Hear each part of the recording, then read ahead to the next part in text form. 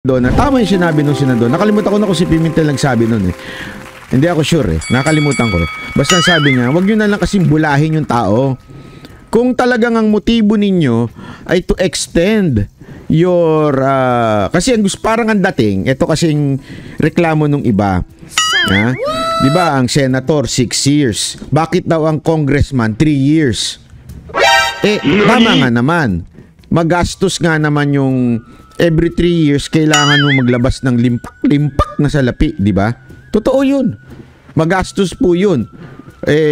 Isipin mo every election, every 3 years kailangan mo gumastos ng mahigit kumulang 100 milyon. God first. So in that 3 years, kailangan mong maipon 'yun.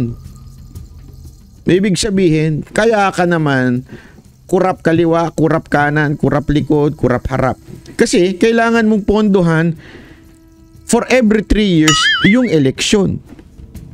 Yun ang totoo. Kaya nga sinasabi nung iba, gusto nilang i-extend in 6 years tulad ng senador. Yun nga yung sinasabi ng ibang senador eh. Sabihin nyo na lang kasi yung totoo. Huwag nyo nang paikot-ikutin at ululin yung mga Pilipino. Kung gusto ninyong i-extend yung term ninyo, sabihin nyo na lang. Kasi ganito, ito, rason. Diba? Instead of saying economic provision, kasi ibig sabihin, simula pa lang, niloloko mo na. Paano patatagal ang relasyon? Ay, patay tayo dyan. Bigla napunta doon. Di totoo, di ba? Gusto mo magtagal, halimbawa, sa isang relasyon. Unang pasok mo pa lang, nagsisinungaling ka na. Wala akong asawa eh.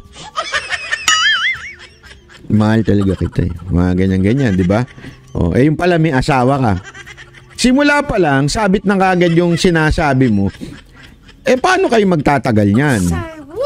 Mali. So yun yung sinasabi ng senador na parang sabihin nyo na lang ito to, wag nyo na lokohin. So anong punto ko kasi dito?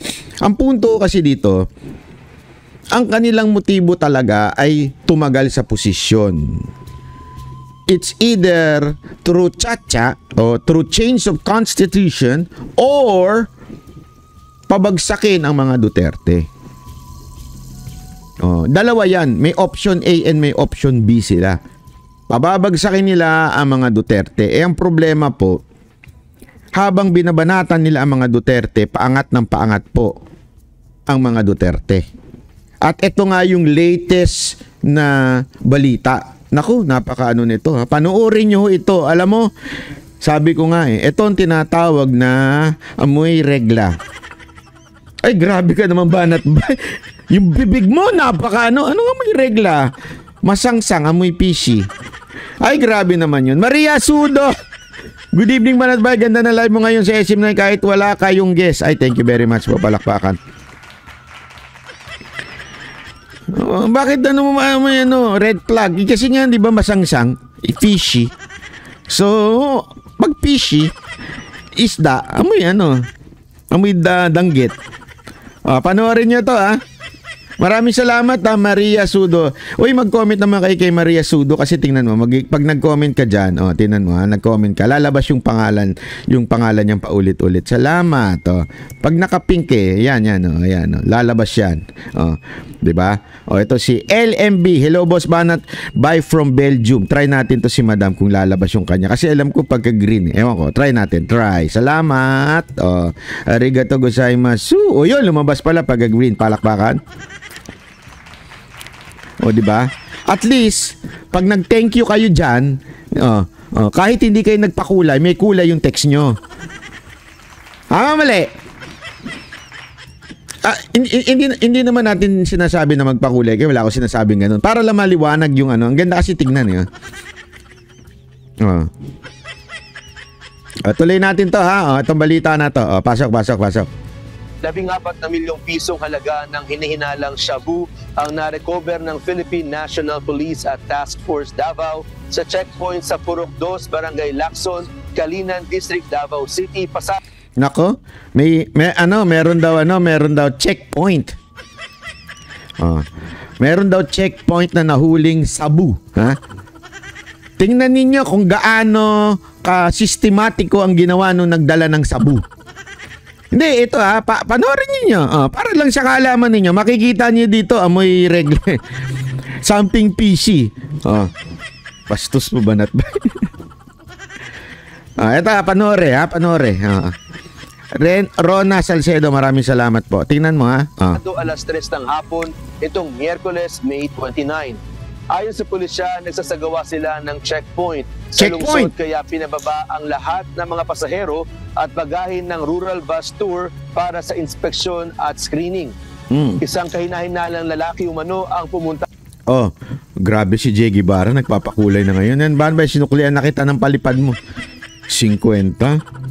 Salamat Thank you very much Jay Guevara, nag-abala ka pa. Ani, salamat Thank you.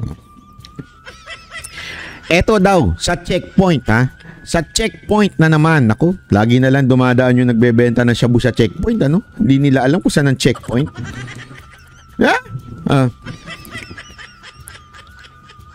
Sa likuran ng bus at pinunit ang kanyang dalang kahon.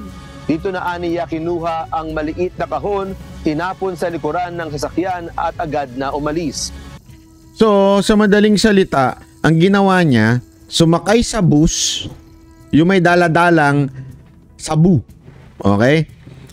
Tapos, pinunit niya sa karton niya, tapos inilagay niya sa likod ng bus. Nagpanik naman ang mga pasahero at ang mga residente na malapit sa lugar. So, iniwan niya dun sa bus.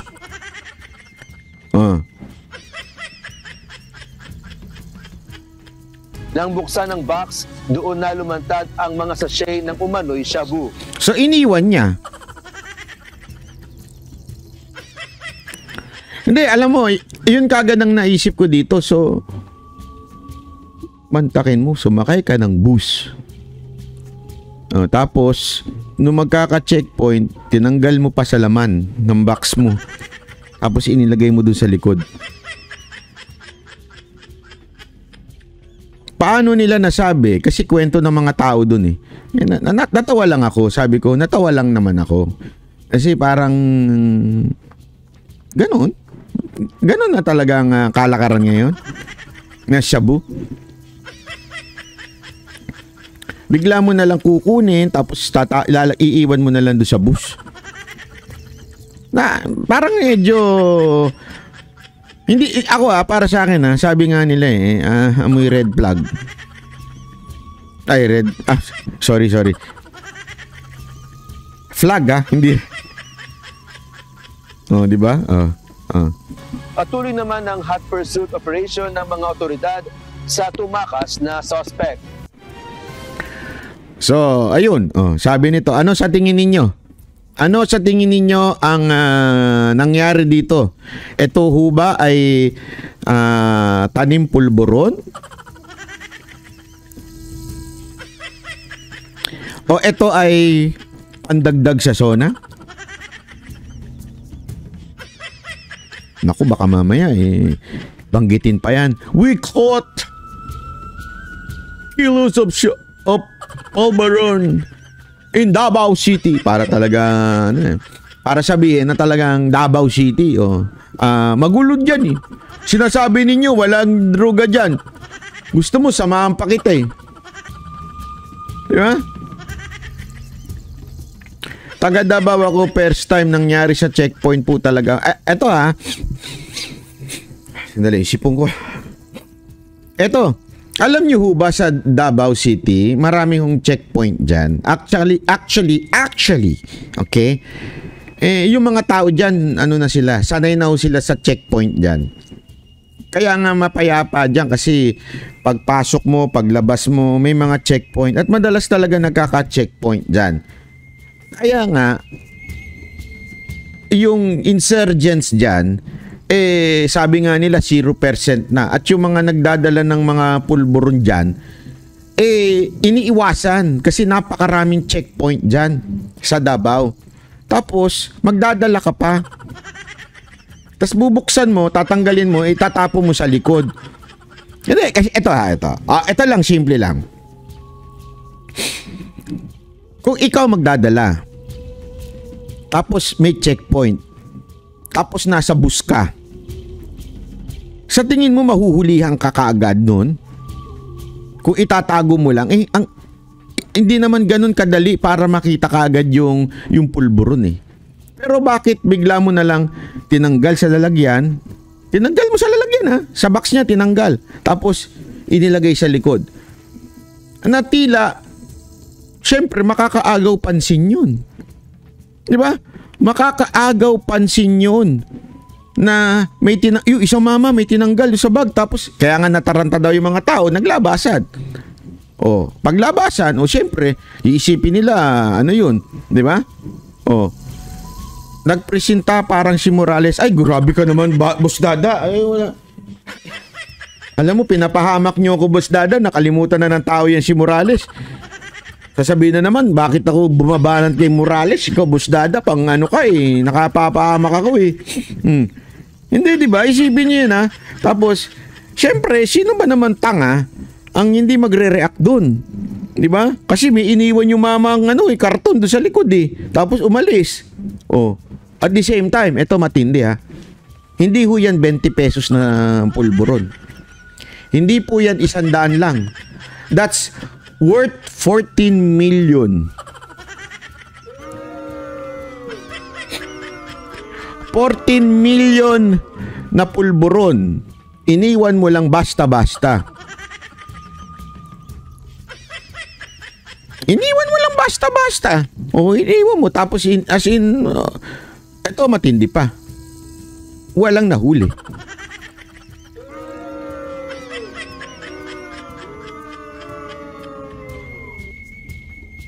Hindi, ako observe lang tayo. Hindi ko naman sinasabing tinanim ng gobyerno yun, pero sabi nga amoy regla. Sabi ni Naya, sing me, hindi sanay ang carrier, nagkagulatan lang yan, boss. May case na rin po yan dati, nahuli lang before ang nagdala. Pwede. Kaya nga sabi ko nga sa inyo, observe lang tayo. Observe lang tayo. Kasi baka naman tama ni sinabi nung isa, baka naman hindi, normal lang yan sa Davao, maka nakakahuli. Normal lang dyan na may pumapasok, may daladalang sabu. Na alam mo namang laging may checkpoint dyan. Sabi nung nga isa, sabi nga nung isa nangyari na yan dati, inulit mo pa. Hindi, tama naman siya that's a good observation. Inulit mo pa talaga. Alam mo na ang nangyari na noon, inulit pa niya.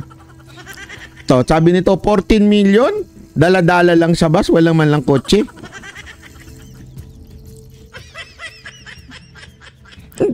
Alam mo, may mga observation ng mga tao, may punto eh. Di ba? Pantakin mo nga naman. Ako nga, magbibigay lang ako ng, kunwari, ng pasahod sa tao ko. Magkano lang yun? Wala pang 100,000 yun. Grabe, kumakano ako, hindi ko talaga ipasasaka yun, kunwari. Kasi, di ba, basta. Yung isa kong staff, diba, binigyan ko ng isang motor. Dapat sa kanya ko papaano yun eh. Pakidala to. Hindi ko binibigay ng ganun. Bakit? Delicates eh. Wala pang 100 yun ha. Hindi ko papayagang magdala, ang dala-dala nun eh, single nakamotor. Tapos 14 million na halaga. Magbabas ka lang. Tama, mali. Hindi, di ba? Kaya nga sabi ko, something smell fishy nga, ika nga.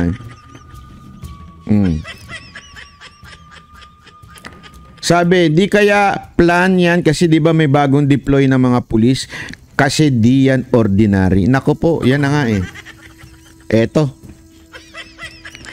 Eto yung balita na yan na kasi baka akala ninyo hindi totoo yung mga binabanggit nila Boss Dada na merong SAP, may mga ganun meron talaga nag-deploy ng SAP sa Davao. Pinabulaanan ng Police Regional Office 11 na may paparting umano na malaking operasyon sa Davao City kaya i-deploy ang 2 batalyon ng Special Action Force o SAP. Ayon sa Police Regional Office 11 o Pro 11, regular deployment lamang ang pagdating ng Special Forces sa lungsod. Galing din sila sa Maynila dahil doon ang kanilang national headquarters. Wala rin naman itong kinalaman sa pag-aresto kay religious group leader Apollo Kibuloy o pag-aresto kay dating Pangulong Rodrigo Duterte. Wait lang. Tugnay sa Arrest Warrant International Criminal Court o ICC. Tugnay sa War on Illegal Drugs. Ang SAP ay katuwang ng Pro-11 para sa seguridad sa mga malalaking event sa rehiyon at hindi law enforcement. Yan ha. So ang sabi nung taga Davao, hindi naman daw. Hindi it is just for ewan ko kung totoo daw. Yan ang sabi nila para para naman daw po yan sa mga operation. Timing lang naman. It's just so timing. Di ba? Sabi, Davao City is just transit point. Epektos from Port Irene going to the north, Davao Norte. Yun daw sabi. Hindi, kaya nga minsan ano tayo, obserba tayo. Baka mamaya meron talagang nagaganap kasi halos lahat ngayon puro Davao. Tinanggal yung mga pulis doon sa Davao. Tinanggal kasi nilipat lahat. Isipin mo yun ang daming nilipat. Hindi nga iilan lang Sana kung yung hindi kasi alam mo kung yung operation lang ang sinasabi nila, sana di 5, 10. Pero yung sa dami nung nilipat kasama pa yung mga pinuno. Tapos bigla may darating na mga ganitong SAP.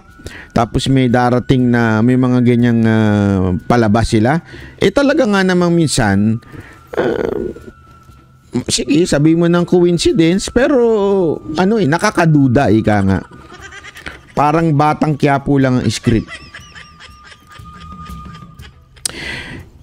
Ako wala naman ako sinasabing may plano sila na dakpin si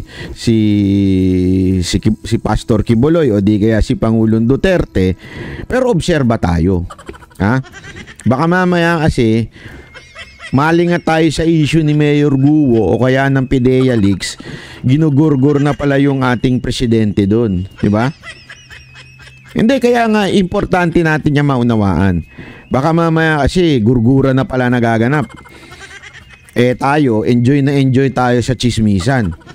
Hindi, alam mo, eto lagi ko sinasabi sa inyo yan, ang propaganda ng mga gobyerno, lalong-lalo na itong Marcos administration, magaling ito sa ganyan. Actually, can you just imagine what happened? It's a planado lahat. Saan nga nakakita na sinipa ang isang dating ama? Okay? Sinipa sa gobyerno. Lahat ng kaso guilty pa sa iba. Tapos isang araw yung anak naging presidente.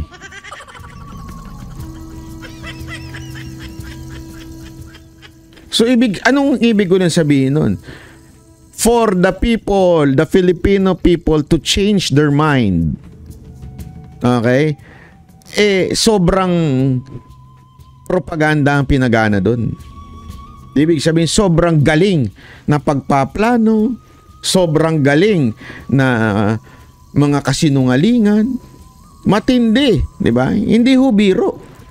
How can you recover from that kind of ouster? Yun ang pinakamatinding ouster na naganap sa Pilipinas. How can you survive that? Ibig sabihin, matindi. Hindi lang ho, tandaan ninyo hindi ho ito yung tipong natulog lang, nanood ng Netflix, tapos naplano na kagad. Hindi.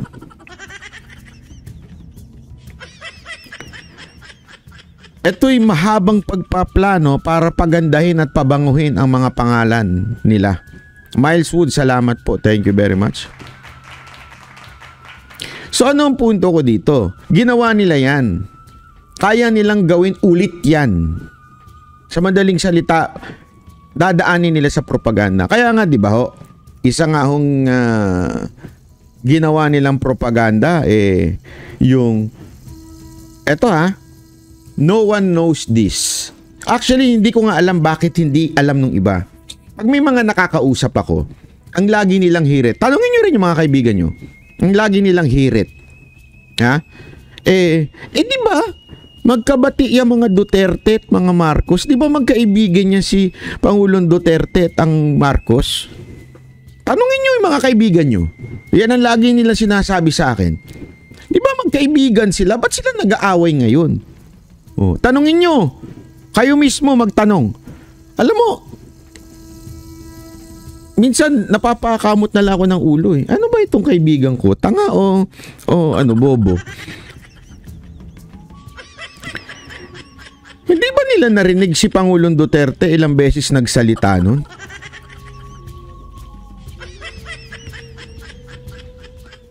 Diba, hindi nyo ba narinig na ilang beses dininay ni Pangulong Duterte si Bongbong nun?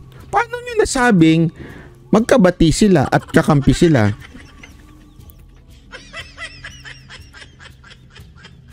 Hindi ko talaga mag-gets yun eh. Pero alam mo kung paano nila nagawa yun? Sa isang matinding propaganda. As in, every time nagsasalita si Bongbong Marcos, lagi niyang ini-include si Pangulong Duterte, lagi niyang pinupuri si Duterte, as if he is implying that close sila. Even if many times na deny ng appointment si Bongbong Marcos kay Pangulong Duterte. Pero sa kanyang palabas, close kami.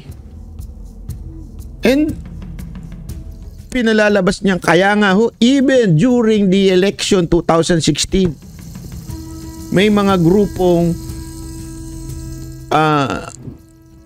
humiwalay doon sa Dukay. Diba? Ito ang team Duterte Cayetano. Tapos may grupong nabuo na Aldab, diba? Ang Duterte Marcos. Can you just imagine this? Even if literally you were denied. You were denied. Ayan yung alyansa Duterte Bongbong o yung Aldab. Literally, sinipa ka ni Pangulong Duterte. Hindi ka tinanggap. And yet, in the eyes of the people, ganun sila ni Duterte. How did they do that? Hindi nyo naisip yun? Papaano nila nagawa yun? Matinding propaganda. Pinay to, salamat po. Thank you very much. Mga lulupit ang mga taga-Japan ngayon. Hindi di ba ho? Propaganda. Ganyan no sila kagaling magpropaganda. Feeling close hanggang nabola nila si BP Sara Duterte para maging kaalyado nila. Ganun katindi sa propaganda. Actually, meron pa kayong hindi alam eh. Na ayoko na sabihin. Ayoko na sabihin talaga.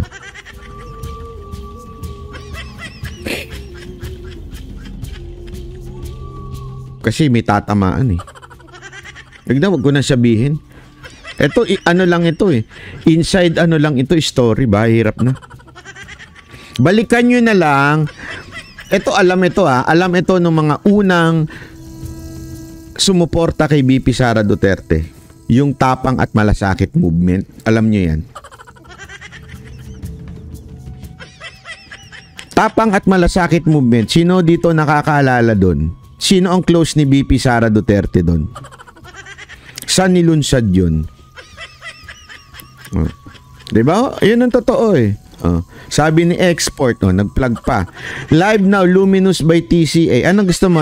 Lumipat silang lahat? O sige, lipat daw kayo po. Nagpa-plug yung isa dito. Lipat daw po kayo. Kaibigan natin yan si Attorney Trixie. Hindi ko lang alam bakit nagpa-plug pa yung isa dito. Granita Bird, salamat po. Thank you very much. Di ba? So yun yung kinakataka natin. Itong mga discarding ginagawa nila, mag-ingat tayo. Mag-ingat tayo kasi alam ko itong galawan na to. Galawan ito noon eh.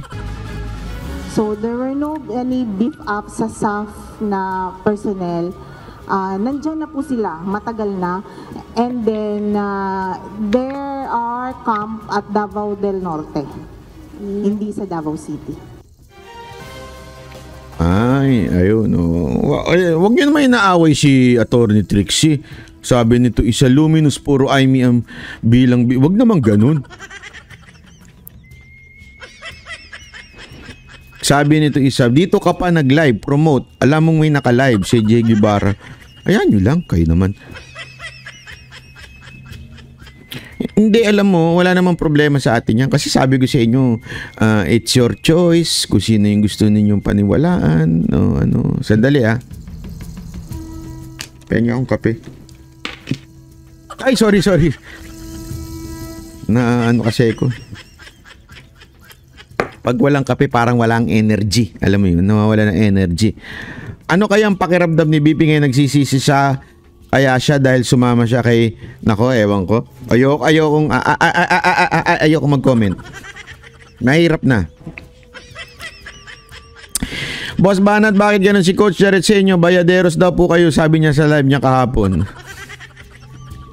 Alam mo, lagi niyong tatandaan ito Ito ang common excuses or argument ng mga stupid vloggers. Alam mo ko ano? Inggit. Bitter. Bayad. Pag hindi na nila maipaliwanag, laging ganyan lang akusasyon nila sa kapwa nila. Inggit. Bitter. Bayad. Kasi hindi nga nila maipaliwanag yung argumento Di ba? O sabi nito, sabihin mo na, nasabi ko na. Kakasabi ko lang, hindi nyo, read between the lines. Read between the lines on how and what happened, why BP Sara Duterte suddenly naging kampe ang mga Marcos. Balikan nyo ang tapang at malasakit.